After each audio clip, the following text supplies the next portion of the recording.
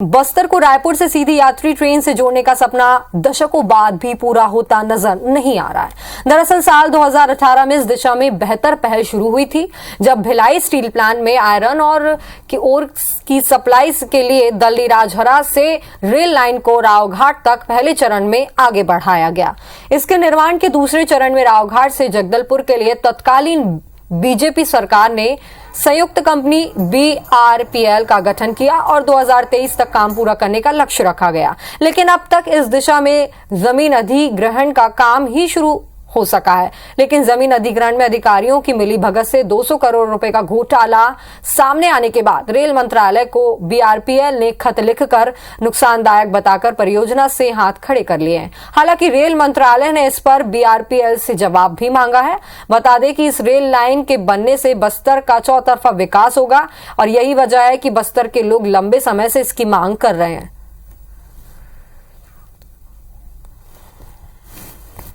अब उस पे मुआवजा प्रकरण कहां तक रुका हुआ है, घोटाला क्यों हुआ, ये तमाम मुद्दों की बजाय जिस प्रकार से सरकार को लोहा लेने के लिए रावघाट तक वो बड़ी तेजी से काम कर रही है, उसी प्रकार से स्थानीय जनप्रतिनिधियों को वो वॉइस खड़े करनी पड़ेगी।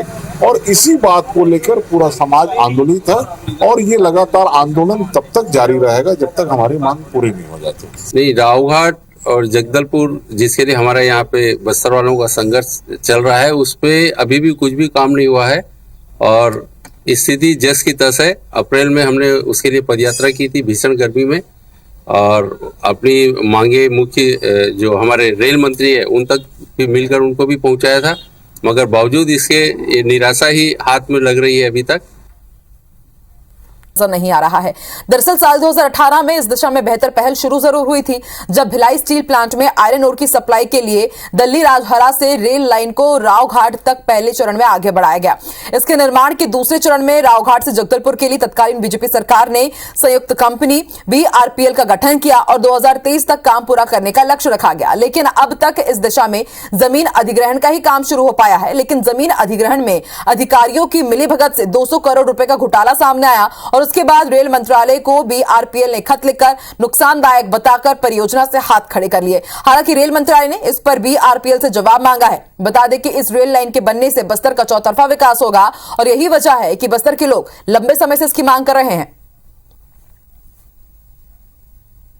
अब उस पे मुआवजा प्रकरण कहां तक रुका हुआ है, घोटाला क्यों हुआ, ये तमाम मुद्दों की बजाय जिस प्रकार से सरकार को लोहा लेने के लिए रावघाट तक वो बड़ी तेजी से काम कर रही है, उसी प्रकार से स्थानीय जनप्रतिनिधियों को वो वॉइस खड़े करनी पड़ेगी।